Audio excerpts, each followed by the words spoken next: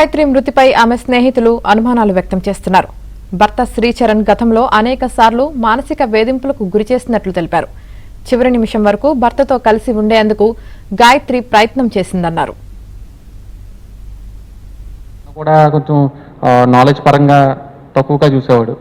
తనకే ఎక్కువ తెలిసినట్టుగా అన్ని తన వ్యూస్ని రెస్పెక్ట్ చేయకపోవడం అండ్ బైక్ నడపడం కూడా చూసాను. ఇది క్యాజువల్ కాదు, యాక్చువల్లీ టూ ర్యాష్గా నడిపేవాడు మనిషి. ట్రాఫిక్లో కూడా కొంచెం షాకింగ్ అనిపించింది. చాలా ఇన్సిడెంట్స్ చూస్తే ఈ ఇన్సిడెంట్స్ అన్నీ కూడా సస్పీషియస్గా ఉన్నాయి మాకు.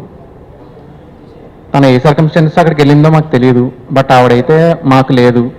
పెళ్ళైన 6 monthsలోనే ఇలా జరగడం చాలా అన్ఫార్చునేట్.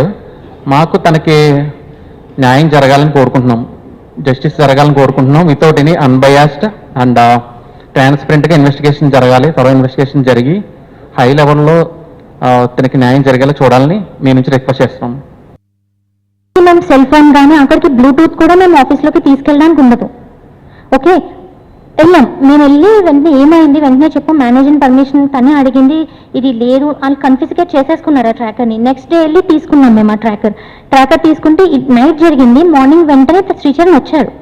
శ్రీచరణ్ నాకు సంబంధం లేదు, ట్రాకర్ నేను పెట్టలేదన్నారు. కానీ ఇంట్లో తను శ్రీచరణ్ మాత్రమే ఉన్నారు. బ్యాగ్లో ఎలా వెళ్ళింది ఫోన్? బ్యాగ్లో హ్యాండ్ బ్యాగ్లో వేసినట్టు కాదు, బ్యాగ్కి చిన్న హోల్ పెట్టి చిన్న టేర్ చేసి దాంట్లో ట్రాకర్ వెళ్ళింది. ఆ హోల్ కూడా చాలా చిన్నది, ట్రాకర్ పట్టి దానికన్నా చిన్నది, ట్రాకర్ కన్నా చిన్న హోల్. ఫోర్స్ఫుల్గా వెళ్ళినట్టే ఉంది. తనకి డివోర్స్ ఇలాంటివి ఇంట్రెస్ట్ లేదు. తను అలా తీసుకోవాలి అని ఆలోచించే మనిషి కాదు. తను ఎంతసేపు ఏంటంటే ఒక రిలేషన్షిప్ని మనం బాగు చేయాలంటే ఎలా చేయాలి, మన ప్రయత్నం మనం ఏం చేయాలి అని ఆలోచించే మనిషి. తొందరగా ఒక నిర్ణయం తీసుకునే మనిషి కాదు. కాకపోతే ఇప్పుడు ఈ because of all those psychological problems is having and తను పడే మానసిక వేదన వల్ల అట్లీస్ట్ కొన్ని రోజులు అమ్మ వాళ్ళ దగ్గర నుండి అన్ని వాళ్ళకి చెప్పి వాళ్ళ సలహా కూడా తీసుకుని వాళ్ళు ఏమంటారో ఆలోచించి తర్వాత ఒక నిర్ణయం తీసుకోవాలి అనుకుంది. బట్ ఈలోపే ఇది జరిగింది.